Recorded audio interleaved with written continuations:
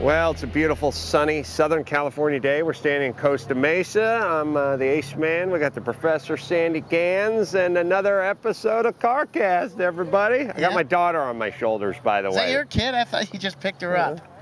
Oh, is this my kid? I don't know. It's not often I see you with kids, so it's strange that there's one on your head. Well, you know what? I asked my son, who I'm now convinced, I told you I know he's going to be gay about 6 months ago. Now I'm convinced he's a bottom. Because I said, Sonny, you want to go to see all the cars? You want to go see Steve Millen? You want to see all the Stillen race cars? And he said, no, thanks. And then Mommy came in and said, we're going to the hairstylist. Oh, Mommy, can I go? We're going. Yeah, and then he said, doomed. My mom walked in and said, who needs a cuticle push? And his hand went flying up so fast his shoulder came out of socket. And you shouldn't know what a cuticle is at age 4, should you? I'm not sure I know, but you know. The point is this. He's taking a me day. They're having a smart cocktail right now. A spa? They're having a spa day. Quiet, Natalia. And Natalia said, I want to go.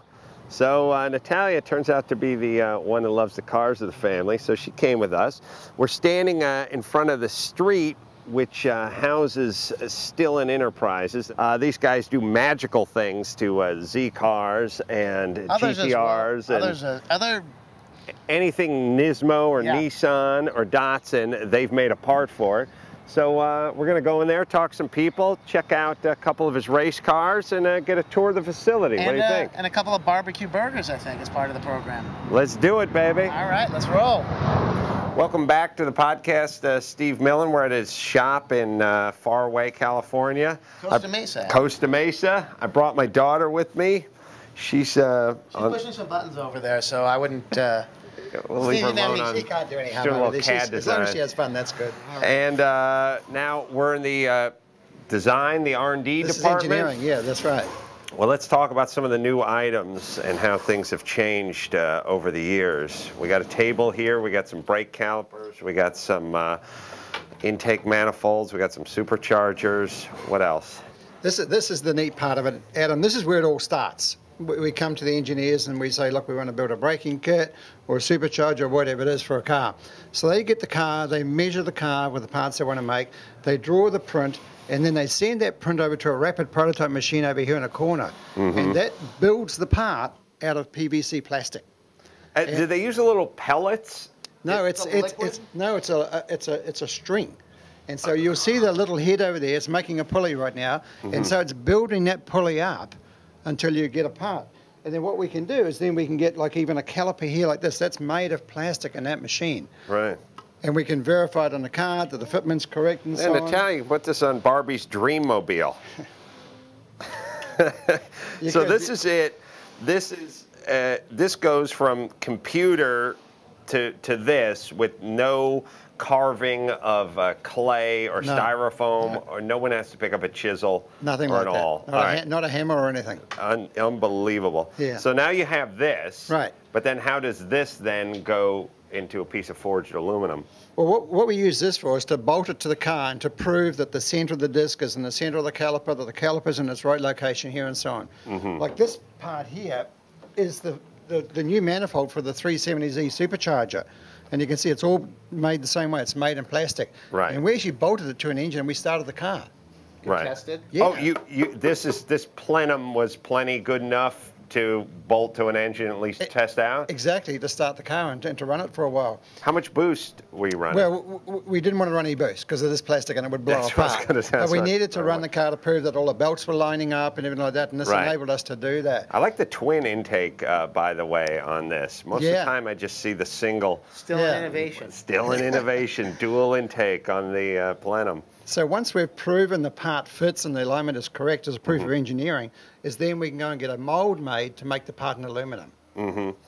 And then we have the aluminum part. I just picked up my daughter. So now you've got a big solid piece of aluminum here. You're celebrating your 25th year. Steve Millen, by the way, all-time winningest driver in IMSA GT history. I don't know if you know that. Did not know that. I beat him, and it's on every third poster around this joint. So, Steve, back in the day, so you're celebrating your 25th year, which means you started in 1961. And no. Oh, well, whatever the math is on that. 86. 86. Yeah. You started in 86. Back in the day, well, first off, what did you start doing? Was it just, I mean, obviously you've expanded. You Right. probably started with catback exhaust systems or something. It's just intakes and stuff like that. Do you know, back in the 80s, I was racing for a Toyota in the Mickey Thompson off-road racing series. So we started making parts for trucks. Seemed a natural fit. And then in '89, I joined Nissan to do the sports car racing. So then we started the car division making car parts. And you're right, we started just making body parts and urethane parts, and then we were having outside machine shops doing our machining, so we bought a machine shop in-house, we bought a fabrication shop in-house. So it definitely has grown over that time. You don't start out with all of this from the get-go. What would it take back in the day, like let's say we have the beautiful aluminum, polished aluminum Stillen intake manifold now for the 370Z. What would it have been to make this process 10, 15 years ago, before all this CNC stuff, before all these fabricating machines? How long was the process? That part would have been carved out of wood, Adam.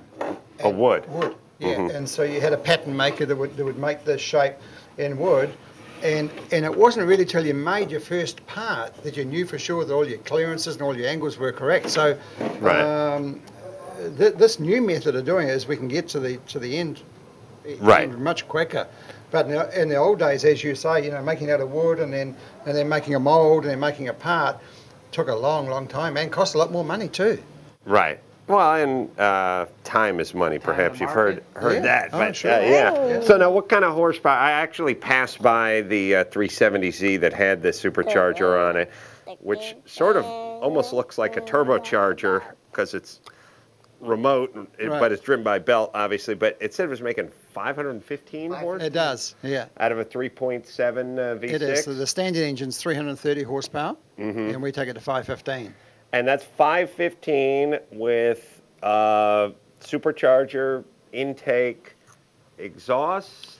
What do we got to do to it? The inlet does have to change anyway because we're drawing the air before it goes into the supercharger with a newer type of intake. And so that's all just part of the supercharger. But just with the supercharger and an exhaust, it's 515 horsepower. Really? Yeah.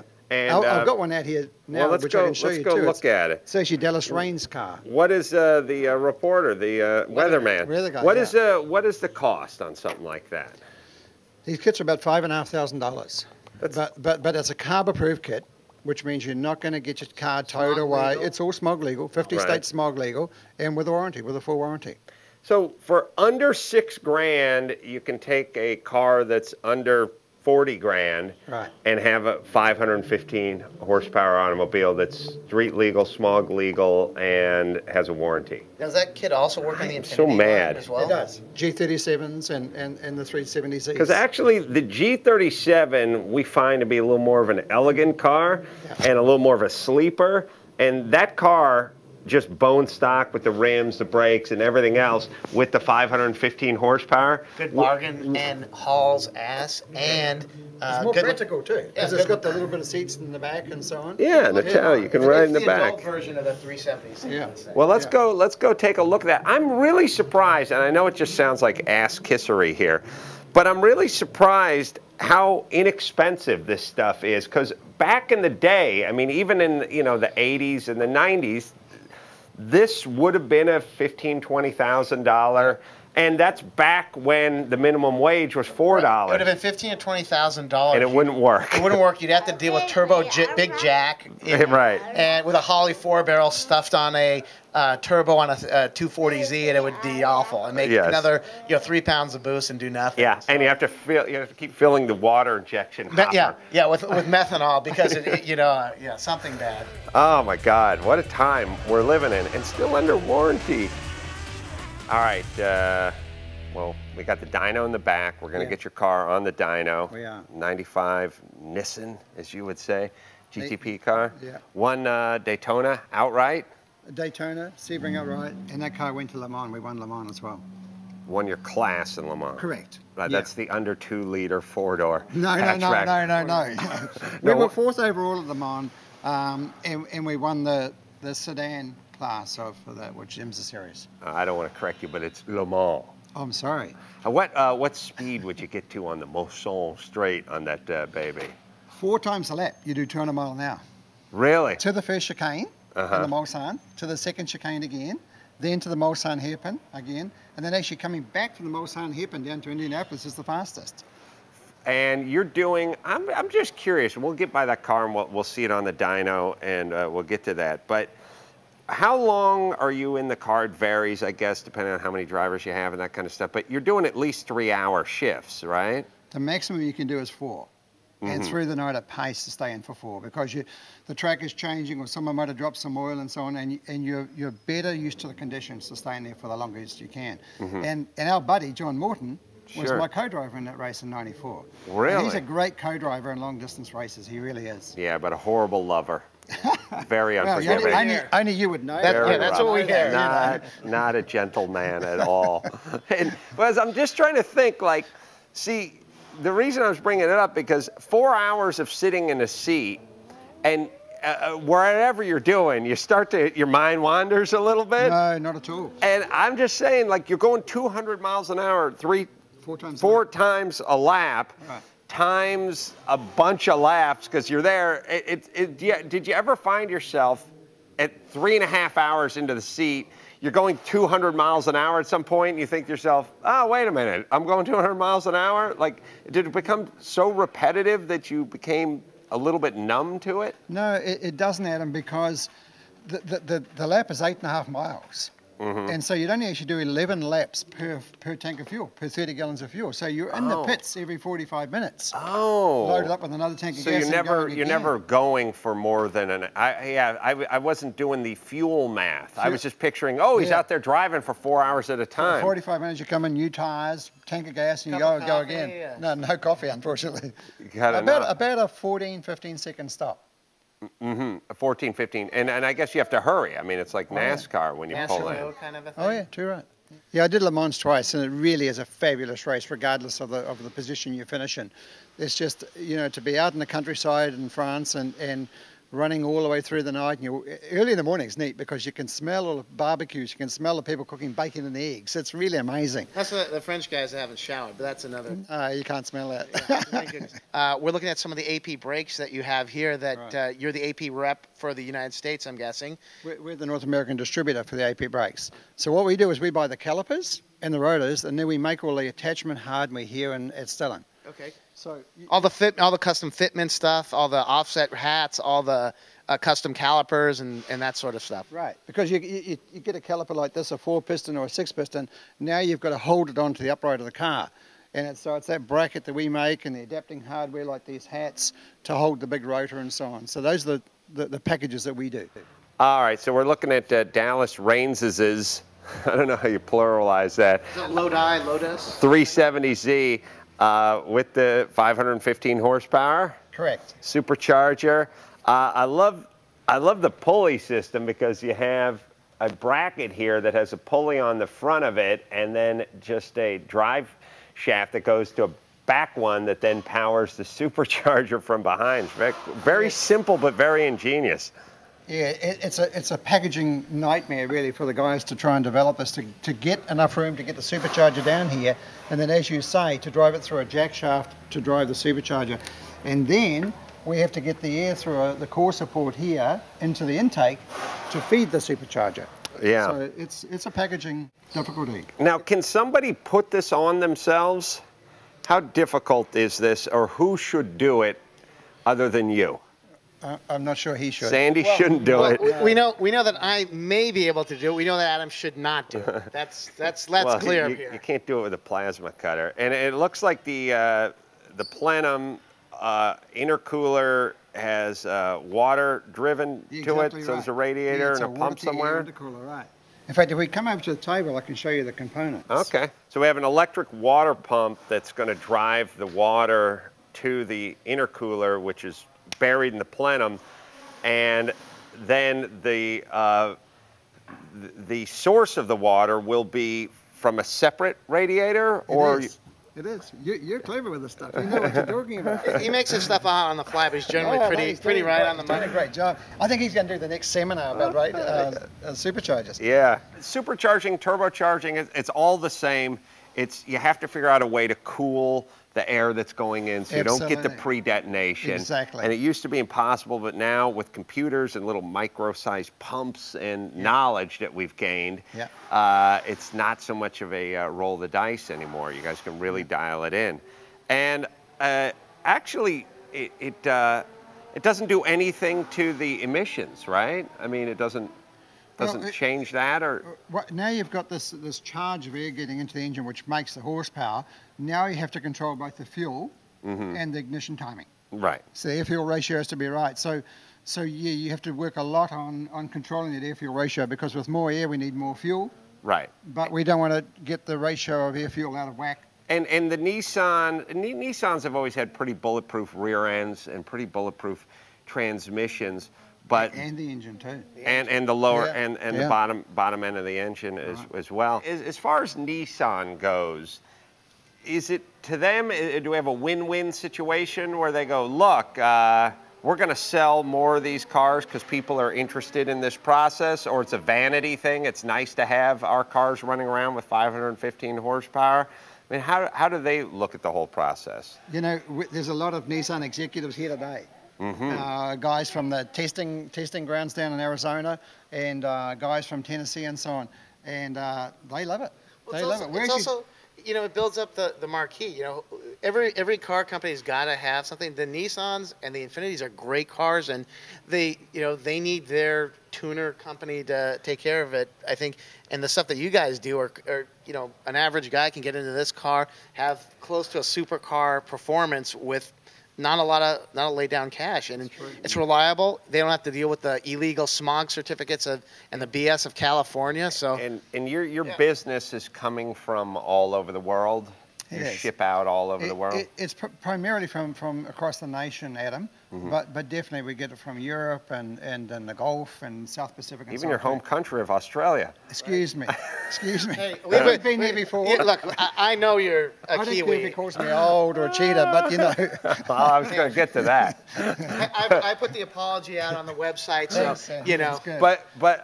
But now, okay, so let's just say we're in New Zealand, and we want to supercharge our right-hand drive. Be my fair lady, whatever they're driving over there, whatever they call this thing over there.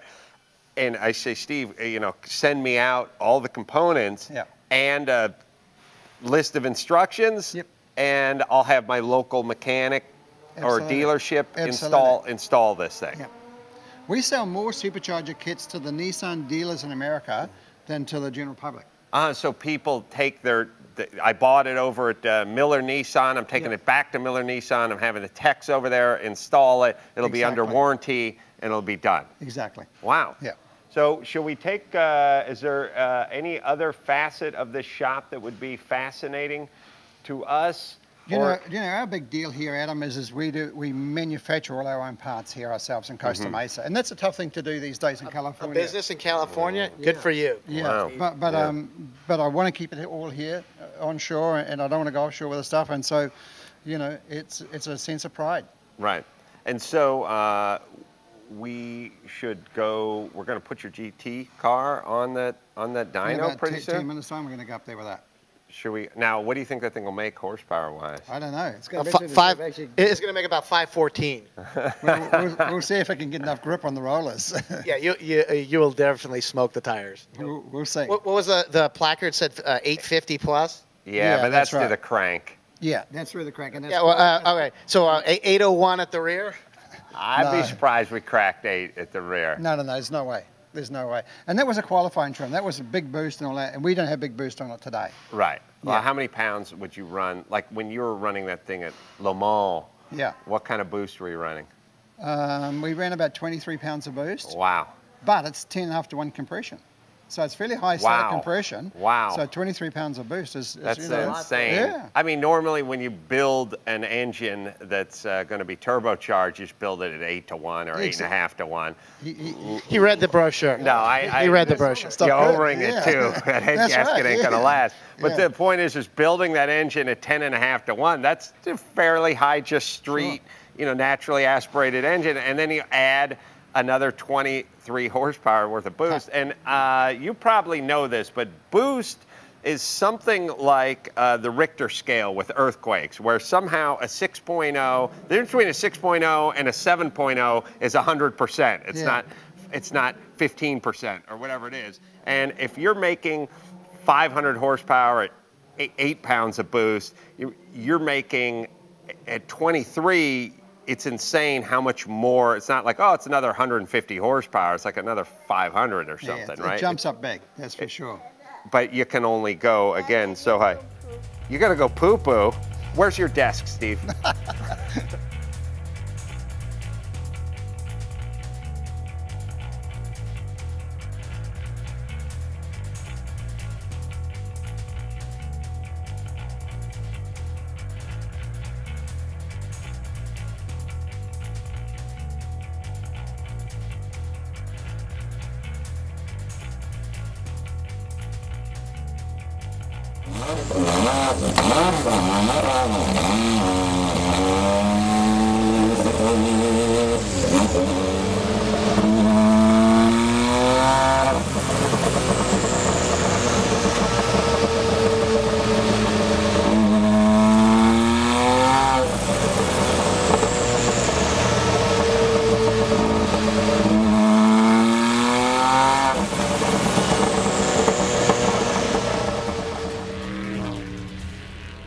Moving on with our tour of Stillen, we see his race car there. We see my daughter standing. She's Changing the gear ratio. Yeah, she's messing with the Hewlin gear transaxle, doing some magic work there. Yeah. Steve put the 75 car on the dyno and just couldn't get the rubber to the barrel.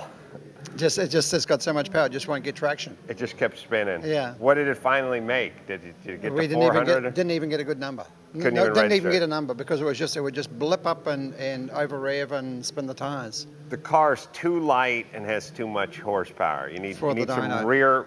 you need weight on the rear end, and you need a little less horsepower. This car is your Formula Atlantic car, right? Correct. And this vintage just goes back with you a while? It does. Back in the 70s, I was racing Atlantic cars and I was racing Chevrons, and Chris Amon came to me and said, you need to get a route. Mm-hmm. So I flew to America, went up to San Jose, and this car was for sale. So I bought it off the guy, took it back to New Zealand, rebuilt it and so on, and got our sponsorship down there, and we went straight out and won the New Zealand Grand Prix. Wow.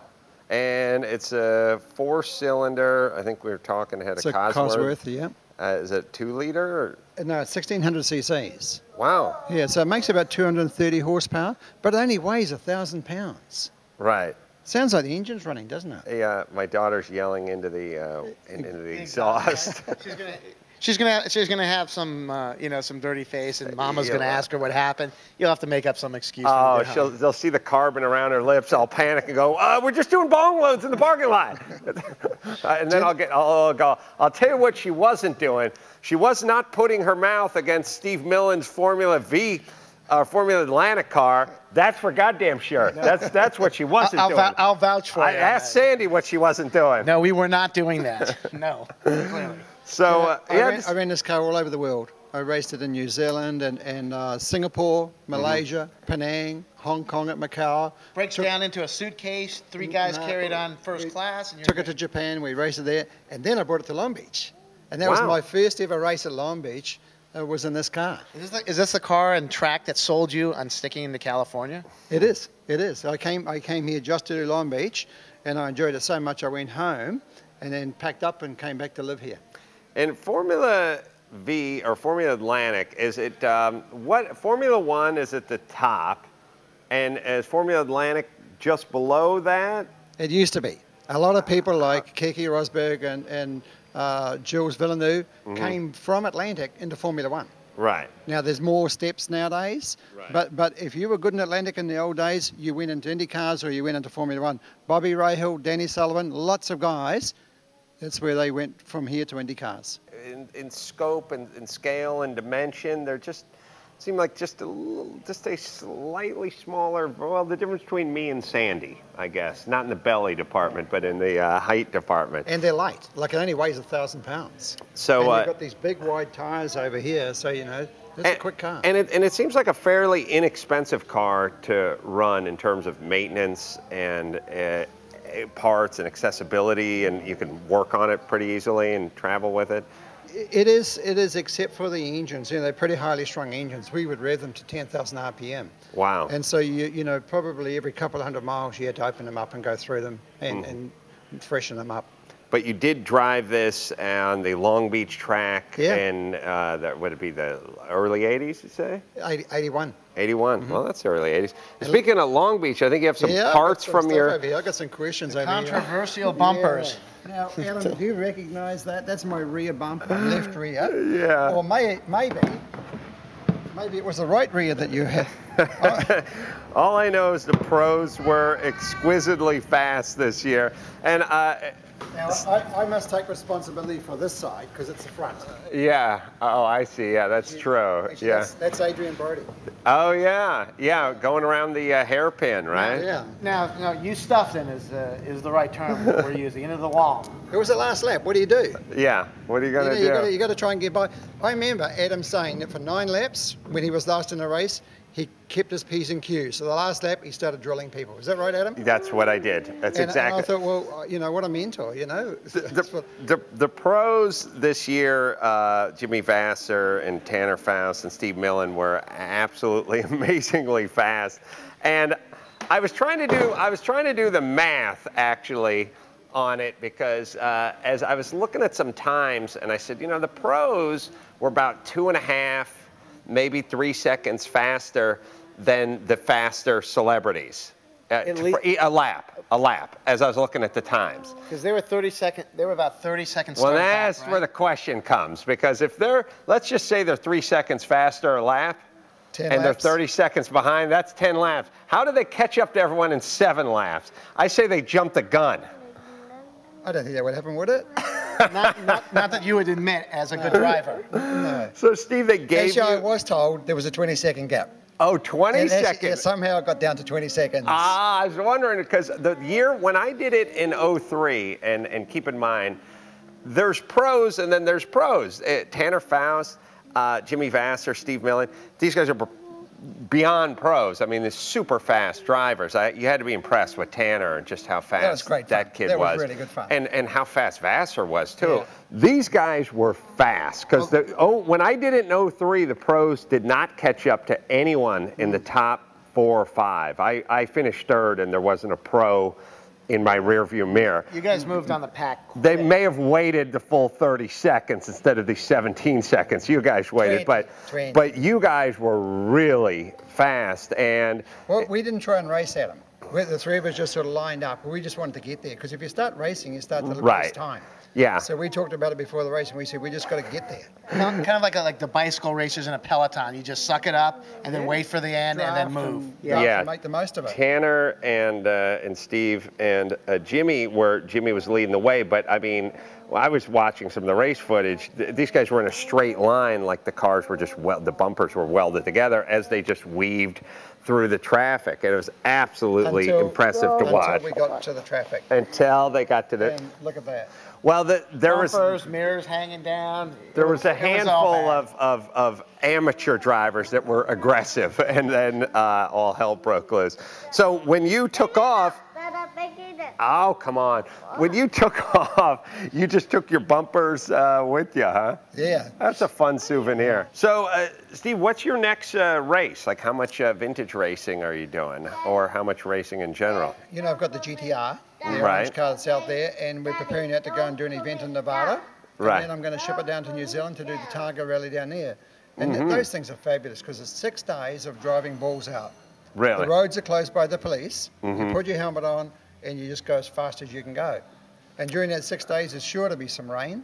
Right. It's just really fun. You'd love it. You'd really have a good time. And you'll be driving your GTR, the one you brought to our shop. Yes, yeah, the orange car that we took to Newfoundland. 500 and something horsepower? 620. 620, yeah. That's right. It's got 4-wheel drive. Yeah. It's got all electronics on it. It's just amazing. And it's not, as I remember the car, it had some mods on it, but it wasn't tweaked that much. No, it's not crazy. It's not crazy. No. And what do you guys do for the GTRs? And Zach Levi, by the way, has a GTR from our Chuck from our celebrity race. He brought it over to my house actually the following week, and it's a real nice stock car. But what do you guys do Or what do you guys have for that vehicle? Everything that we made for our orange car that we race, we offer to GTR owners. So we do modified suspension, infinitely adjustable. It's made by Penske, but we make all the adapting pieces. We've got carbon ceramic brakes, half the weight of the standard brakes, different exhaust systems, different sway bars, different body parts,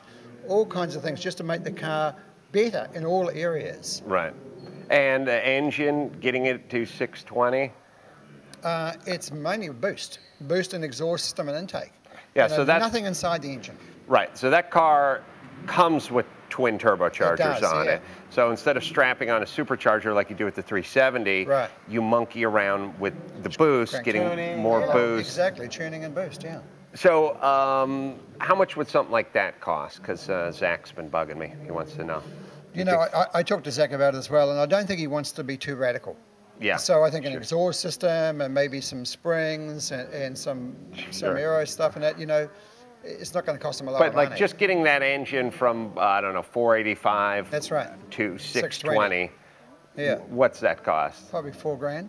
Jeez, what the hell's going on? Well, it's just isn't it just a Can-Am filter or something you put on that thing? What's a cone filter? But I mean, again, it's such a world-class car at $85,000. The idea that you can be under 90 grand, which sounds like a lot, but not for a world beater. I mean, it's 620 horsepower. That's kind of what I like about the 370s and the Infiniti versions of it. It's not crazy money, but you can get a really badass car with a little bit of mods, and they look dynamite. It's almost like a sleeper. People still don't.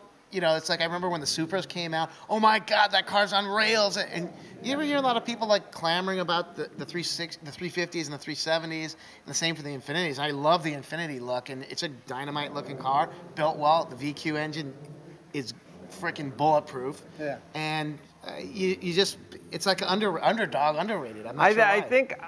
I think it's a Japanese thing. I think if something's German or something's Italian, it gets kind of the nod, and I think the fact that these cars are sort of all business but no frills, I think that's kind of what it is. They do fly under the radar a little bit, and I do think there still is that, you're driving a $90,000 Japanese car, and we see it in the vintage racing, which I think is starting to open up now. You know, all these Datsuns from the past, which were sort of, I think, snubbed from all poo-pooed because you had to be driving. And for me, I always thought the old Datsuns were a lot better than the old Triumphs and things like that. For sure, they certainly safer anyways. Let's say safer, and they won a lot more races. But people, I think it was a sort of made in Japan stigma that was going on that is now a new generation is probably lifted. I think the deal is we got a lot more global people to hate for their automobiles than just the Japanese, and it's opening the doors for them. Sure.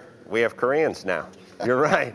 All right, Steve, this has been a treat. I know you have. How many people showed up out here today? It's got to be 2,000 or 3,000 people, I'm sure. Mostly tattooed. A lot of guys ripping off stuff from your brake display right now.